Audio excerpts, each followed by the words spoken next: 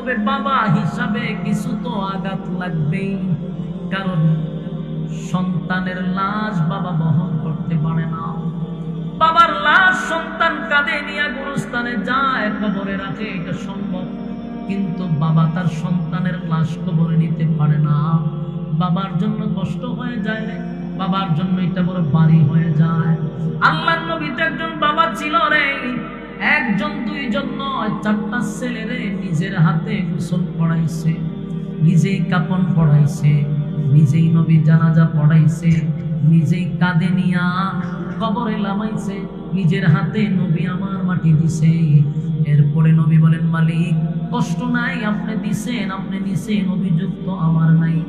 কিন্তু নবীর যেই কারণে কলিজায় আঘাত লাগছে, আর বলে, মালিক আপনি জানেন আমার মা নাই, বাবা নাই, বাবার আদর কখনো পাই নাই, মা বেশি দিনও দুনিয়ায় টিকলো না, চলে গেল, দাদাও টিকলো না, চলে গেল, আমার চাচাও চলে গেল। আমি জানি চাচা বাবার মতো, চাচি মায়ের মতো, কিন্তু আমার কষ্ট লাগে।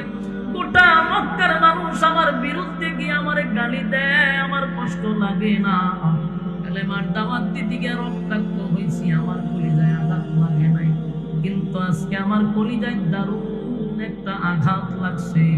আঘাতটা হলো, হে মালিক আমার আপন চাচি কেমনে গো আমার বিরুদ্ধে মানুষের দ্বারে দ্বারে গিয়া কয় আমি আবেতার।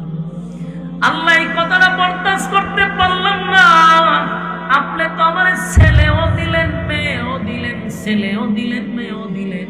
কেউ যদি ছেলেও থাকে, মেয়েও থাকে, সে তো আটপুরা হয় না, সে তো নির্বংশা হয় না।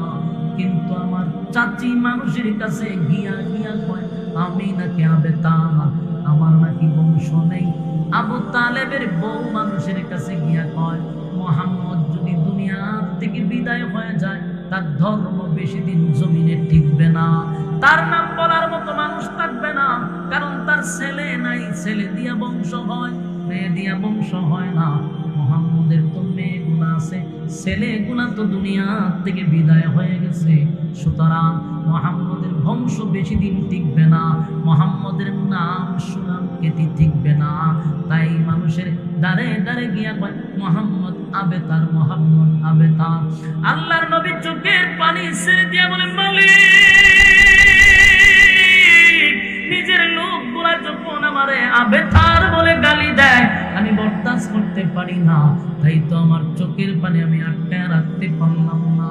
আল্লাহ বলে, বন্ধু আপনার চোখের পানি আমি বরদাস্ত করতে পারি না। আল্লাহ বলে